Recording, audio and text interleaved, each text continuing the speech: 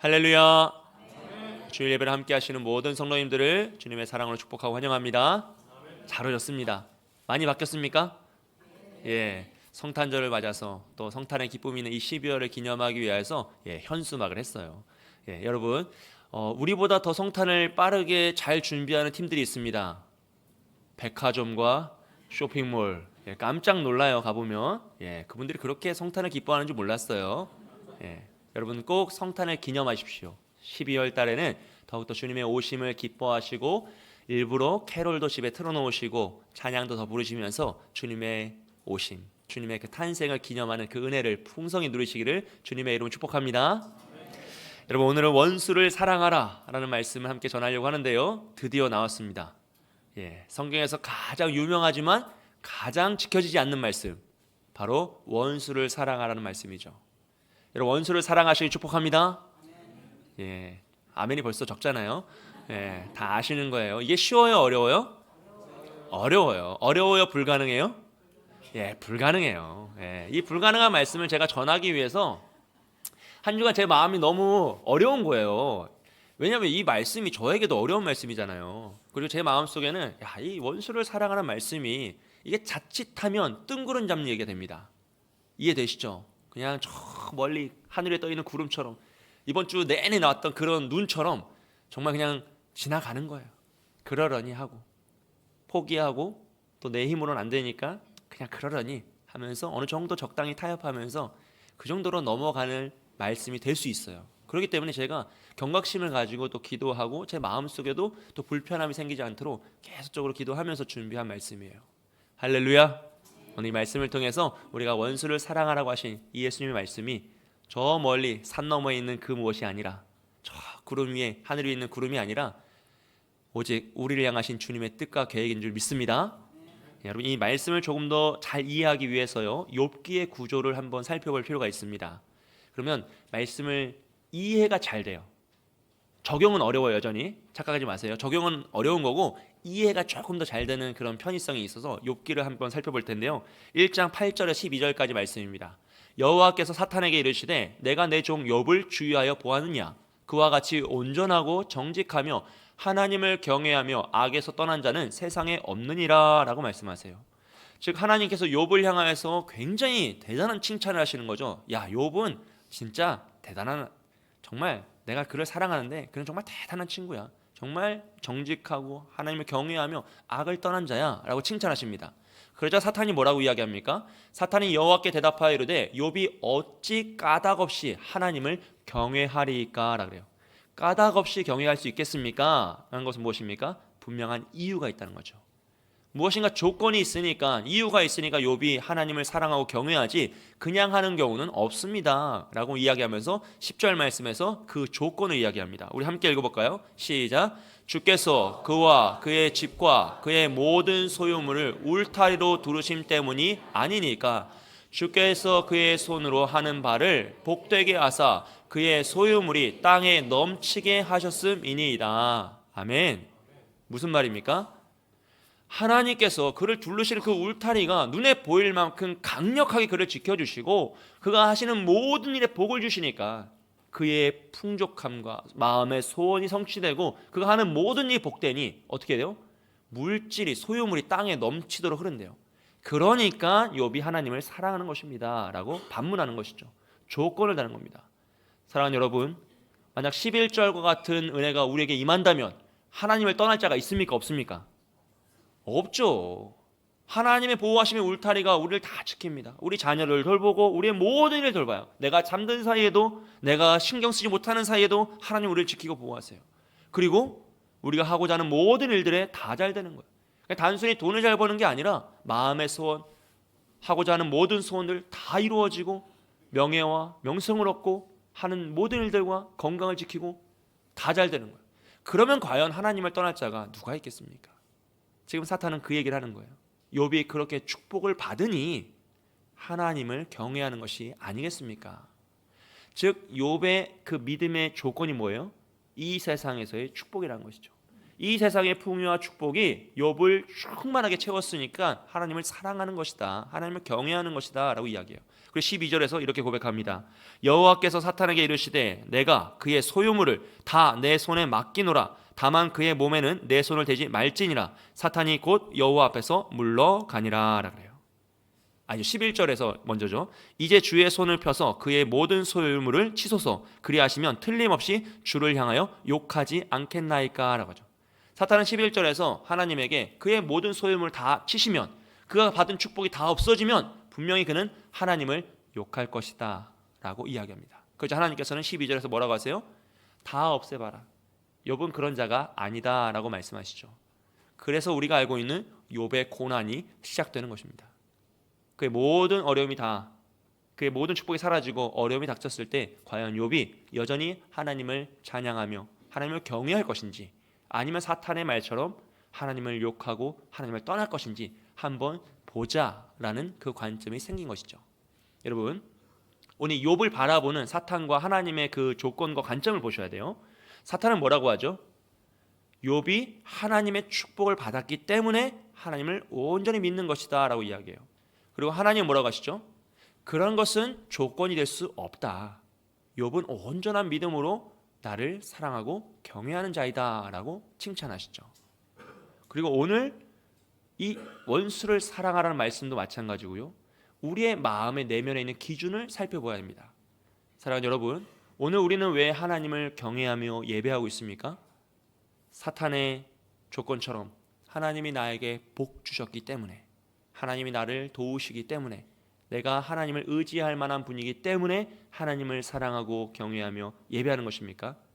아니면 하나님의 기준처럼 하나님 한 분만으로 나는 만족하기 때문에, 하나님 나의 창조시요 나에게 그 무엇이 응답이 없을지라도 여전히 하나님을 신뢰하기 때문에 우리는 하나님을 예배하고 경외하는 것입니까? 이 두 가지 조건이 우리 안에 있을 수 있다는 거예요. 그래서 우리의 마음을 살펴보고 그 기준을 가지고 이 원수 사랑의 말씀으로 나아갈 때 우리는 과연 이 말씀을 어떤 기준으로 바라보느냐에 따라서 완전히 달라질 수 있다는 것이죠. 사랑하는 여러분, 하나님 우리에게 원하시는 것은 무엇입니까? 사탄의 기준으로 살아가는 것이 아니라 하나님의 기준으로 변화되어 살아가기를 원하시는 거예요. 우린 다 사탄의 기준을 가지고 있습니다, 여러분. 우린 이 세상의 부귀영화를 좋아해요. 당연하죠. 우리 그것에 가치를 둡니다. 당연합니다. 너무 좋아요. 그리고 우리는 그 원리를 따라 살아가는 것을 기뻐합니다. 그렇기 때문에 우린 이 세상의 가치와 이 세상의 원리와 기준을 가지고 있어요. 그런데 하나님은 그것을 하나님의 기준과 하나님의 가치와 하나님의 원리로 바꾸길 원하신다는 거죠. 그리고 그 모습을 마태복음 5장 48절에서는 이렇게 고백하고 있습니다. 우리 다 함께 읽겠습니다. 시작. 그러므로 하늘에 계신 너희 아버지의 온전하신 것 같이 너희도 온전하라. 아멘. 이것은요, 우리가 가지고 있는 모든 기준과 가치와 원리가 하나님의 것으로 변화되는 것을 의미합니다. 돈을 사랑할 수 있습니다. 이 세상의 승리를 기뻐할 수 있습니다. 이 세상의 성공과 소원의 성취를 사모할 수 있어요. 그런데 그것에 매여 있는 우리의 마음이 이제는 하나님의 기준으로 하나님의 가치와 원리로 변화됐기 때문에 그것에 매이지 않고 그것을 뛰어넘어 살아갈 수 있노라, 그것을 원하시노라 라는 것이 하나님의 말씀이죠. 즉 하나님의 그 온전하심으로 나아가는 겁니다. 그리고 그 과정은요, 쉽겠습니까? 쉽지 않겠습니까? 쉽지 않습니다. 여러분, 우리의 마음을 꺾는 것이 얼마나 어려운 일입니까? 나의 기준을 포기하는 것이 얼마나 힘든 일입니까? 내가 사랑하는 것을 내려놓아야 하는 것이 얼마나 아픈 일입니까? 그래서 그 과정을요, 성경은 연단이라 쓰고요, 우리는 고통이라고 읽습니다. 할렐루야. 하나님 우리의 연단을 통해서요, 하나님을 닮아갈 수 있도록 변화시켜 가세요. 우리의 마음이 무너지는 그 고통을 통하여서 하나님은 다시 우리의 마음을 세워가십니다. 하나님의 기준으로, 하나님의 방법으로, 하나님의 원리로요. 그래서 날마다 십자가를 지고 주님을 따라가는 삶이고요, 나는 죽고 예수로 사는 삶이 바로 그런 변화된 삶입니다. 물론 그 과정은 너무나 고통스럽습니다. 사랑하는 여러분, 어떤 의미에서요, 우리가 만나는 그 고통과 고난이라는 것은요, 우리의 가장 본질적인 조건을 마주치는 순간일 수 있습니다. 체면으로 감쌌던 모든 것이 사라지고 나의 기준과 나의 판단과 모든 것을 다 무너진 그 순간, 고통스러운 그 순간에요, 진짜 내가 원하는 그 조건이 무엇이는지를 우리는 맞닥뜨리게 되는 거죠. 내가 정말 하나님 한 분만으로 만족하였는지, 아니면 이 세상의 부귀영화와 나의 마음의 소원과 성취를 더 기뻐하였는지, 그것을 마주치는 순간이 고통이라는 것이에요. 우리가 평상시에 행복할 때, 너무 다 잘 될 때는 누구나 다 하나님을 찬양할 수 있습니다. 주님 한 분만으로 나는 만족합니다. 주님은 나의 산성이십니다. 찬양할 수 있어요. 그런데 물질이 다 사라지는 그 순간에요, 건강이 다 무너지는 그 순간에요, 나의 모든 것이 다 무너지는 그 순간에 여전히 우리는 하나님 한 분만으로 찬양할 수 있는지, 주님 한 분만으로 나는 만족하노라라고 고백할 수 있는지 우리의 마음을 되돌아봐야 한다는 것이죠. 그 마음의 조건과 기준이 하나님을 향해 있는지, 아니면 내 정말 근본적인 저 바닥에 있는 숨어있는 그 조건은 여전히 사탄이 이야기하는 이 세상의 부귀영화와 나의 만족이었는지, 그것을 고민하며 살아볼 수 있어야 하는 것입니다. 그리고 하나님이 원하시는 것은 그 순간 하나님의 기준을 선택하기를 원하시노라라는 것이죠. 그리고 그 고난의 순간에도 하나님은 우리와 함께 하시며 우리가 그 하나님의 기준과 그 원리를 선택할 수 있도록 우리를 도우실 줄 믿습니다. 할렐루야. 그리고 오늘 우리 하나님께서는요, 우리에게 원수를 사랑하라라고 하시는 거예요. 사탄의 조건으로는 원수를 사랑할 수 있습니까? 없습니까? 없습니다. 그건 불가능합니다. 오직 하나님의 조건으로 우리의 마음이 변화될 때에만 하나님을 힘입어서 원수 사랑이라는 그 정말 위대한 말씀, 순종의 말씀으로 한 걸음씩 나아갈 수 있다라는 것이죠. 오늘 43절 말씀을 함께 살펴보면요, 또 내 이웃을 사랑하고 내 원수를 미워하라 하였다는 것을 너희가 들었으나 라고 말씀하세요. 예수님이 이 말씀을 하시는데, 여러분 사실 이 말씀은요, 율법이 아닙니다. 하나님은 이웃을 사랑하라고 율법을 주셨어요. 그런데 서기관과 바리새인들과 그 장로들이 이웃을 사랑하라고 하셨으니 대조법으로 반대로 원수를 미워하는 것도 당연하다라는 원리를 만든 거예요. 그러니까 자기들만의 규칙을 만든 거죠. 사실 굉장히 비성경적이고 잘못된 규칙인데, 무엇인가 우리의 마음에 들어요, 안 들어요? 원수를 미워하라. 여러분 마음에 듭니까, 안 듭니까? 굉장히 괜찮은 말씀이에요. 굉장히 좋은 말씀이에요. 그러니까 이 하나님의 말씀이 아님에도 불구하고 사람들이 율법처럼 지켰던 것은 그들의 정서와 마음에 굉장히 부합하는 말씀이었기 때문입니다. 여기서 나오는 이제 원수는요, 절대적인 악이나 사탄이 아니에요. 그냥 자기의 마음에 미운 자, 자기에게 억압한 자, 자기를 답답하게 하는 그 자들입니다. 그러니까 분노하고 간음하며 맹세하며 우리를 올무를 매고 우리의 인격을 살인하고 나를 힘들게 했던 그 자들을 뭐 하는 거예요?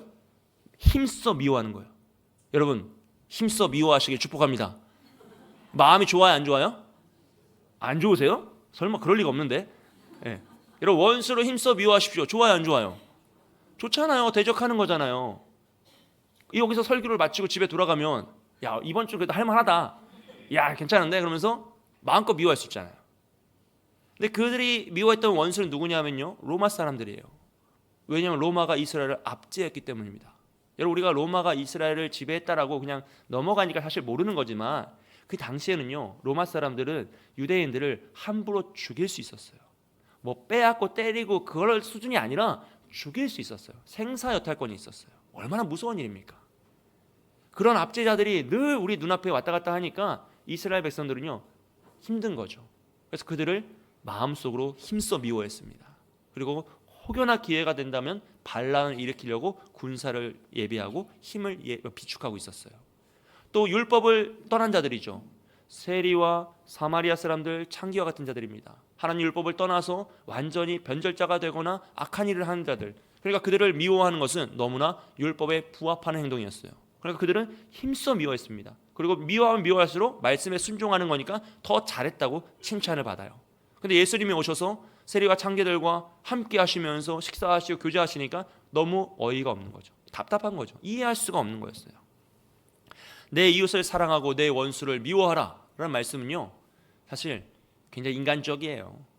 우리 마음에도 굉장히 괜찮고, 야, 이 정도면 우리가 잘할 수 있겠다라는 생각이 들 만큼 괜찮은 말씀입니다. 하지만 예수님께서는 이렇게 율법이 아닌 것이 율법처럼 통용되는 그 말씀을 가지고 오셔서 그걸 뛰어넘으라고 하십니다. 우리 44절 말씀 함께 읽어보겠습니다. 시작. 나는 너희에게 이르노니 너희 원수를 사랑하며 너희를 박해하는 자를 위하여 기도하라. 아멘. 여러분, 예수님 원수를 미워하는 것이 아니라 그들을 사랑하라고 하십니다. 그들을 박해하는 자들을 위하여 기도하라라고 말씀하세요. 이 말씀을 처음 들은 사람들은 너무나 큰 충격에 빠졌겠죠. 그 앞에서 악한 자를 대적하지 말라도 쉽지 않았는데 이제 원수를 사랑하라고 하시니 도대체 이것이 무엇인가 하면서 그들의 상식과 그들의 세계관이 깨어지는, 파괴되는 일입니다. 너무나 큰 충격이죠. 그렇다면 과연 원수를 사랑하는 것은 여러분 가능한 일입니까? 불가능한 일입니까? 예, 불가능한 일이에요, 여러분. 안 돼요. 여러분 원수를 한번 떠올려 보십시오. 여러분 다 원수 있으시죠? 예, 많으세요, 적으세요? 왼수 말고, 왼수는 이제 집에 있는 거고 이제 원수 왼수 말고 원수 있잖아요. 그 정도 수준이 아니고 정말 내 삶에 극악무도한 일을 행한 자, 정말 내 마음에 씻을 수 없는 상처를 준 자, 내 육체에 상처를 입힌 자, 어떻게 그들을 용서할 수 있겠습니까? 그게 쉬운 일이 아니거든요. 그게 뭐 쉽다 어렵다의 문제가 아니라 사실은 우리의 영역에 넘어 있는 일이에요.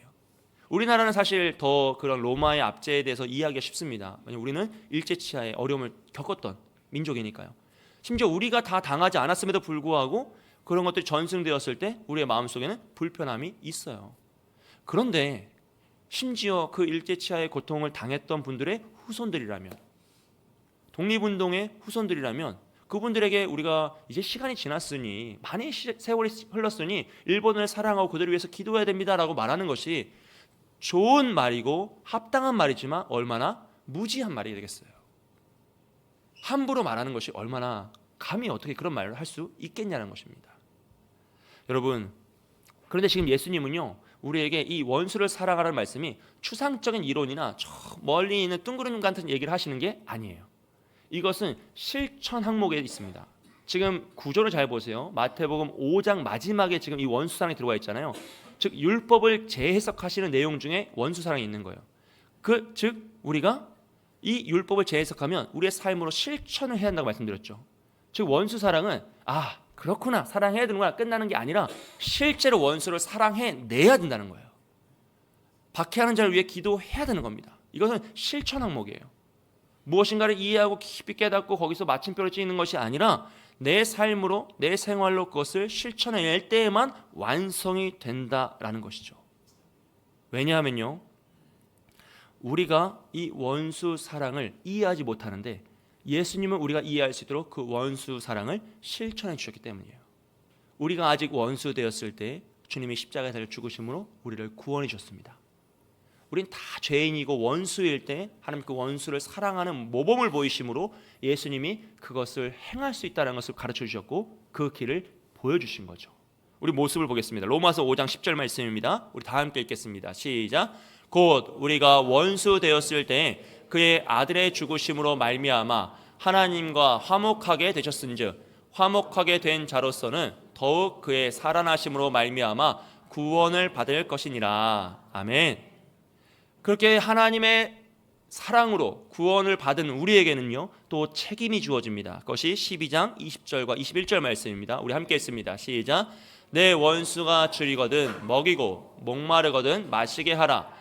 악에게 지지 말고 선으로 악을 이기라. 아멘. 사랑하는 여러분, 원수 사랑은요 추상적인 이론과 생각이 아니라 우리의 실천 항목입니다.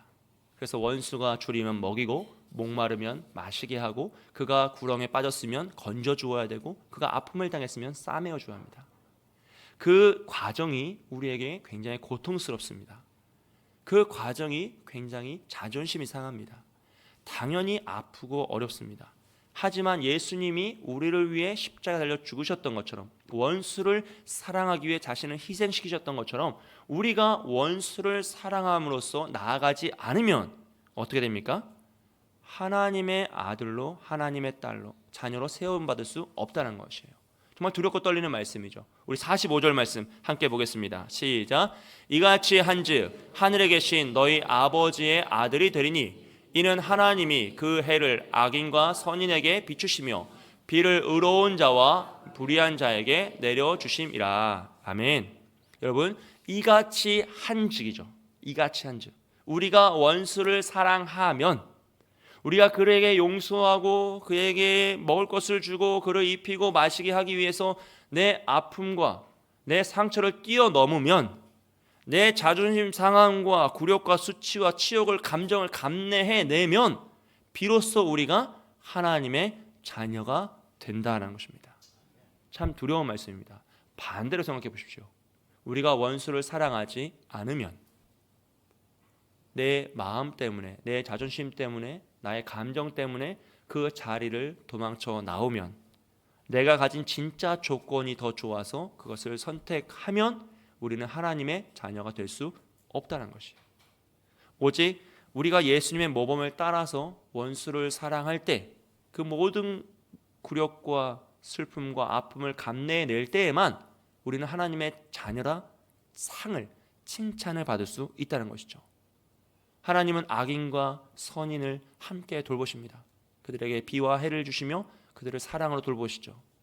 즉 우리가 지금은 하나님을 믿어 선인이 되었으나 우리도 악인이었던 자들입니다. 그러므로 지금 나에게 있는 그 원수, 그가 지금은 비록 악인이나 그도 하나님의 은혜를 경험하여 선인이 되어야 될 줄 믿습니다. 그것을 하나님이 원하시는 거예요. 하나님은 그 사람을 창조하시고 하나님의 피조물이고, 그가 지금은 비록 억압하고 압제하는 정말로 미련한 자이나 심지어 정말 악한 자일 수도 있습니다. 악한 자이나 하나님은 그도 변하여서 구원에 이르기를 원하신다는 거죠. 모든 사람이 구원받기를 원하시는 하나님 아버지의 마음이다라는 것입니다. 그래서 비록 나의 마음은, 나의 생각과 나의 감정은 그를 감히 용서할 수 없고 사랑할 수 없지만, 그를 창조하시고 그가 변화될 기회를 허락하시는 하나님을 믿기 때문에, 하나님을 신뢰하기 때문에 그 믿음에 힘입어 용서와 사랑으로 나아가시는 겁니다. 여러분, 이게 산상수훈에서 율법의 구조 안에서 계속 반복되는 일이죠. 다른 사람을 내 눈으로 바라보는 것이 아니라 하나님의 형상으로, 하나님이 기회를 주시고 변화시키시고 사랑하시는 하나님의 피조물, 천하보다 귀하게 여기시는 한 영혼으로 바라볼 때 우린 그들에게 쉽게 분노할 수 없고, 쉽게 판단할 수 없고, 이용할 수 없고, 함부로 대할 수 없다. 이제는 말씀 속에서 그를 미워할 수 없다라는 것을 깨닫게 돼요. 왜냐하면 여러분, 우리가 원수를 원수됨으로 갚잖아요. 그러면 우리가 누구를 지금 대항하고 있는 겁니까? 그렇죠. 그 원수를 만드신 하나님을 대항하고 있는 거예요. 하나님의 대적자의 자리에 서는 겁니다. 내 마음에 안 들 수 있고요, 내가 너무 분노할 수 있습니다. 그럼에도 불구하고 하나님이 계시기 때문에 하나님을 신뢰함으로써 원수 갚음을 하나님께 맡기고 우리는 사랑으로 나아가야 돼요. 그때 우리가 하나님 편에 서서 그 사람을 바라보며 생각할 수 있다는 것이죠. 여러분, 이것을 강화하기 위해서, 이 내용을 강화하기 위해서 예수님은 46절과 47절 말씀을 하십니다. 함께 보겠습니다. 너희가 너희를 사랑하는 자를 사랑하면 무슨 상이 있으리요? 세리도 이같이 아니하느냐? 또 너희가 너희 형제에게만 무난하면 남보다 더하는 것이 무엇이냐? 이방인들도 이같이 아니하느냐라 그래요. 이방인과 세리들도 자신에게 잘하는 사람에겐 잘해준다. 자신에게 유익이 될 사람에겐 잘해준다라는 거죠. 왜냐하면 세리는 모든 사람을 돈으로 보는 사람이에요. 계산하는 자입니다. 그럼에도 불구하고 그가 계산하여 잘 해주는 건 무엇이에요? 자기에게 이익이 될 거기 때문에. 이익이 될 자는 잘해준다는 거죠. 이방인도 자신의 형제들은 잘 돌본다는 거예요. 자기 울타리 안에 있는 가족과 나의 친지들과 내 소유, 그 사람들은 누구나 다 잘한다는 거죠. 만약 우리가 나에게 이익이 될 자들에게 잘하고, 나에게 유익이 될 자들 잘 섬기고, 나에게 울타리 안에 있는 가족과 이웃들만 잘 섬긴다면 그것이 무슨 유익이 있겠냐는 것이에요. 사랑하는 여러분, 그런 자들에게는요 상이 없습니다. 그리고 이 말씀에 나오는 상은요 칭찬이 아니에요. 이 세상에서 인정받고 칭찬하는 그 상이 아니라 카리스, 하나님의 은혜를 상징합니다. 즉 구원의 상급이죠. 왜냐하면 그들이 하나님의 대적자의 자리에 섰기 때문에 이렇게 사랑하는 자들은 구원의 상급을 받을 수 없다는 거죠. 오직 우리가 하나님의 자리에서 하나님과 함께 원수를 사랑하고 그들을 통용하고 그들을 위해서 기도할 때, 그들을 마음에 품고 기도할 수 있을 때 세리를 뛰어넘고 이방인을 뛰어넘어서 온전한 믿음의 삶으로 나아갈 수 있다는 것이죠. 그럴 때 우리가 하나님이 주시는 은혜의 상, 구원의 상을 받을 수 있다는 것입니다. 그리고 마지막으로 48절 이 말씀을 고백합니다. 함께 읽겠습니다. 시작. 그러므로 하늘에 계신 너희 아버지의 온전하신 것 같이 너희도 온전하라. 아멘. 여러분 이 48절 말씀은요, 산상수훈 5장 전체의 결론이고요, 산상수훈 전체에서 소결론 중에 하나입니다. 즉 하나님의 온전하심에 함께하라. 우리가 하나님의 온전하심을 닮아가라 라는 것이죠. 이 온전하다라는 것은요, 원어적으로는 우상을 섬기지 않고 하나님만을 오로지 믿는 그 뜻을 의미합니다. 그리고 본질적으로는 시간으로는 끝을 의미하고요, 내용적으로는 충만을 의미하고 상태적으로는 완성을 의미해요. 즉 하나님의 계획이 완전하게 충만한 상태로 우리에게 임하는 것이 하나님의 온전하심입니다. 하나님의 우리를 향하신 그 계획들이 있잖아요. 그 놀라운 뜻이 있습니다. 그것이 우리의 삶에서 다 이루어지는, 완성되는 겁니다. 충만해지는 겁니다. 차고 흘러넘치는 것입니다. 그리고 그것이 절대로 그 누구의 공격을 받지 못하는 완성된 상태, 그것이 바로 하나님의 온전하심에 이르는 것이죠. 여러분 이것이 우리의 목표예요. 여러분 원수 사랑은 우리 신앙의 목표가 아닙니다. 여러분 그거 잘 기억하셔야 돼요. 원수 사랑은 지금 산상수훈에서도 대단히 큰 원리로 말씀하시는 게 아니에요. 목적은 무엇이냐면, 목표는 무엇이냐면 하나님의 온전하심에 우리가 이르는 거죠. 하나님이 온전하시니 너희도 온전하라. 하나님의 온전하신 만큼 너희도 온전해져야 된다. 하나님의 온전하심을 나아가는 그 과정 속에서 율법의 재해석이 있는 거예요. 여러 가지 율법들을 재해석하시는데 그 중에 하나가 원수를 사랑하라고 하시는 거죠. 그리고 사실 원수 사랑은 지금 구조적으로만 보면 산상수훈의 초입에 있습니다. 5장 마지막에 있잖아요. 그리고 6장 7장으로 넘어갑니다. 6장 7장에는 우리의 신앙의 온전함, 하나님을 정말 사랑하는 것이 무엇인지, 정말 믿고 신앙생활하는 것이 무엇인지가 쫙 설명되고 있어요. 그러니까 이 원수 사랑을 넘지 않고서는, 못하고는 이 온전한 신앙생활을 나아갈 수 없다는 것이죠. 그래서 오늘 우리가 이 원수 사랑이라는 것을요, 그냥 저 멀리 뜬구름 잡는 얘기, 아니면 있어도 좋고 없어도 좋고 그 정도로 받아들이면 우리가 하나님의 자녀로서 온전한 신앙생활을 이룰 수 없다는 것이죠. 이 원수 사랑은 굉장히 앞부분에서 우리가 넘어야 될 산입니다. 그 말은 원수를 사랑하셔야 된다는 거예요. 할렐루야. 원수 사랑이란 걸 가장 잘하는 사람들이 누굽니까? 어린아이들이죠. 어린아이들이요. 요즘은 어린아이들도 화가 많긴 하지만 어린아이들이 싸우고 원수가 됐어요. 그 다음날 만나면 또 어떻게 하죠? 언제 그랬냐는 듯 또 잘 지낼 때가 있어요. 근데 어른들은 어떻게 해요? 싸우고 원수가 됐어요. 20년 후에 만나도 어제 일처럼 생생해요. 다르죠. 그래서 우리가 이 원수 사랑을요, 어린아이 같은 마음으로 가뿐히 넘지 않으면 다음 진짜 하나님을 사랑하고 이웃을 사랑하는 그 온전한 믿음의 단계로 나아가기가 참 어렵다는 거예요. 왜냐하면 이 원수 사랑이 우리의 발목을 채우기 때문입니다. 발목에 체인을 감고 어떻게 달려갈 수 있겠습니까? 그렇기 때문에 우리는 이 말씀을요, 오직 하나님의 눈으로, 하나님의 온전하심에 이르기 위해서 내가 이 원수 사랑을 넘어간다. 원수 사랑이 중요한 것이 아니라 하나님의 온전하심, 하나님의 완성을 향하여 달려가는 그 발걸음 가운데 이 원수 사랑이 하나가 그런 작은 언덕이 있구나라는 마음으로 넘어가셔야 돼요. 사랑하는 여러분, 원수 사랑은 율법의 완성이나 신앙의 성수의 고지가 아닙니다. 초입입니다. 산상수훈의 그 팔복의 말씀을 통해서 우리가 초대받고 말씀의 해석으로 넘어갔을 때 이 원수 사랑을 다시, 원수란 존재가 그가 나의 원수가 아니라 하나님의 피조물이었구나, 하나님의 형상이었구나, 잠시 지금 방황하고 있는 영혼이구나 라는 관점을 가질 때, 하나님의 눈으로, 하나님의 기준으로 완전히 변화될 때만 이 원수 사랑을 넘어갈 수 있는 것이죠. 그리고 그런 자에게 하나님은 더 큰 은혜와 더 큰 역할을 맡기시는 겁니다. 물론 그 길이 우리에게는 고난으로 여겨집니다.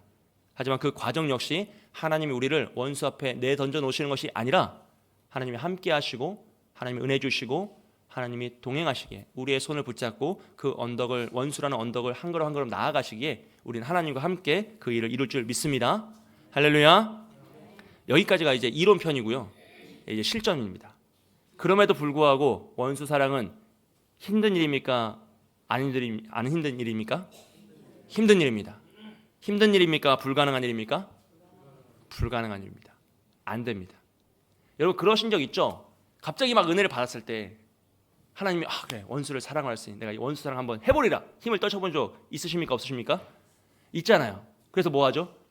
갑자기 전화해서 내가 너를 용서하기로 했다고 준비되지 않은 자에게 그런 얘기를 했다가 나는 너를 용서할 수 없으니 너는 계속 나를 미워하든지 말든지 마음대로 해라 하면서 더 원수가 되는 더 깊은 고랑을 만드는 그런 일들이 있을 수 있어요. 여러분 이 말씀을 우리의 행위와 능력으로 하려면 어떻게 됩니까? 불가능해요. 그래서 서기관과 바리새인들이 뭘 만든 거죠? 원수를 미워하라고 불법을 만들어낸 거예요. 할 수 있도록 만들기 위해서. 우리는 불법을 행해야지만 이 말씀을 지킬 수 있거든요. 그러니까 불가능. 우리의 힘으로는 안 되는 겁니다. 그럼 포기하고 도망치면 어떻게 되죠? 하나님의 온전하심에 이를 수가 없어요. 하나님의 자녀가 될 수 없습니다. 그 길은 우리에게 더 안 좋은 일이에요. 그렇기 때문에 우리는 우리를 위해서라도 이 말씀을 실천해내야 됩니다. 여러분 그것을 먼저 인정하셔야 돼요. 이 말씀을 넘지 않고서는 하나님의 온전하심에 이룰 수 없다. 하나님의 자녀로서 온전히 살아갈 수 없다라는 것을 인정하시고 그러면 두 번째로 그럼 어떻게 이것을 이룰 수 있냐 실제로 어떻게 할 수 있냐가 문제인데 그 행함에 있어서는 제가 지난주에 말씀드렸던 것처럼 각자에게만 적용하셔야 됩니다. 각자에게만 적용하셔요. 여러분 다른 사람에게 원수를 사랑하고 했으니 너도 용서하라고 하시면 폭력이 되는 거죠. 절대로 그러면 안 됩니다. 우린 다 다른 믿음의 분량과 신앙의 성숙이 있기 때문에 각자에게만 적용하시는데 어떻게 하시느냐? 간단합니다. 기도하셔야 돼요. 하나님 앞에 이 원수를 가지고 가서 기도하셔야 됩니다. 하나님, 원수를 사랑하라고 하시는데 나는 못하겠습니다.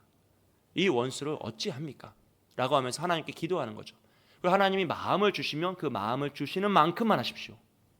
갑자기 은혜를 받아서 그걸 뛰어넘고 완성의 단계로 점프하면 어떻게 되죠? 거긴 절벽입니다. 끝이 없어요. 내 힘으로는 이룰 수 없어요. 오직 하나님이 주시는 만큼만 마음을 여십시오. 원수를 사랑해야 되는구나 라고 마음이 열릴 수도 있어요. 거기까지만 열릴 수도 있어요.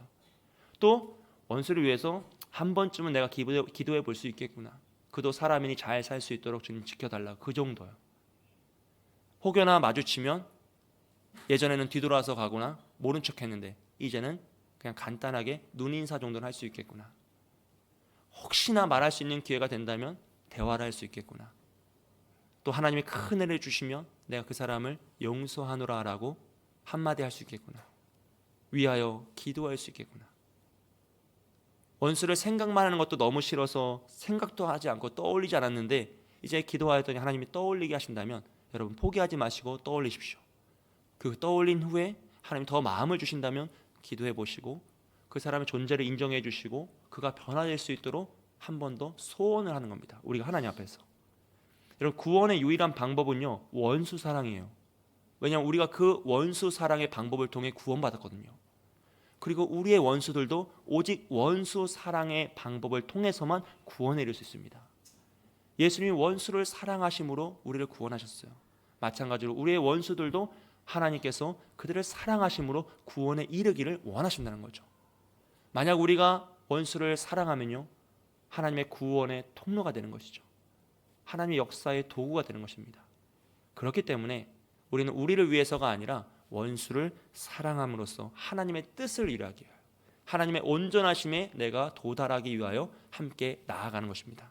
사랑하는 여러분, 다시 한번 말씀드립니다. 우린 다 경륜이 다릅니다. 신앙이 다릅니다. 그래서 다른 사람의 모습을 보면서 원수를 사랑하시면 안 되고요.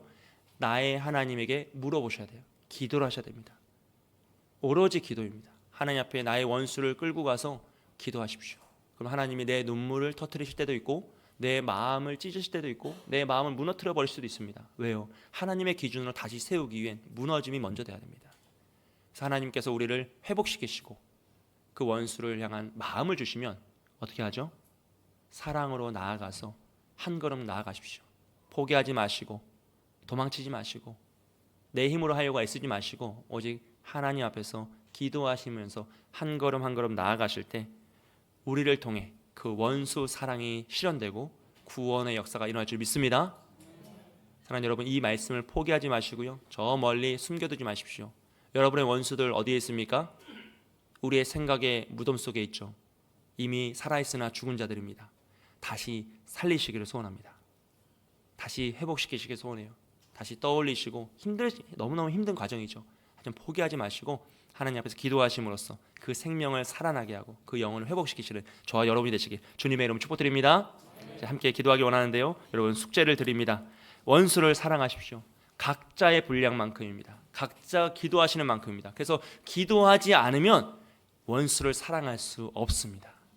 그건 불가능한 일입니다. 오로지 하나님 앞에서 그 원수를 붙잡고 나의 마음을 붙잡고 기도하실 때 하나님께서 여러분 마음에 변화를 주시고 은혜를 주시면요, 그를 위하여 한 번 더 생각하고 그를 꺼내서 기도하고 혹여나 마주치면 용서를 구할 수도 있고요, 용서를 할 수도 있고요, 혹여나 기회가 된다면 그를 위해서 한 번 더 기회를 주고 사랑하고 회복시키는 그런 한 주가 되게 달라고. 이번 한 주간 원수를 많이 떠올리시면 너무 스트레스 받을 수 있으니까요, 기도하시면서 하나님이 허락하시는 만큼만 가십시오. 하나님이 허락하지 않으시면 가지 마십시오. 조금 더 기도하시는 것이 정답입니다. 하나님이 마음을 주시는 만큼만, 하나님 내가 이번 한 주간 그렇게 살겠습니다 라고 생각하시면서 기도하시면서 이 원수 사랑의 말씀을 거뜬히 뛰어넘는 저와 여러분이 되시길 주님의 이름으로 축복드립니다. 자, 함께 기도하겠습니다.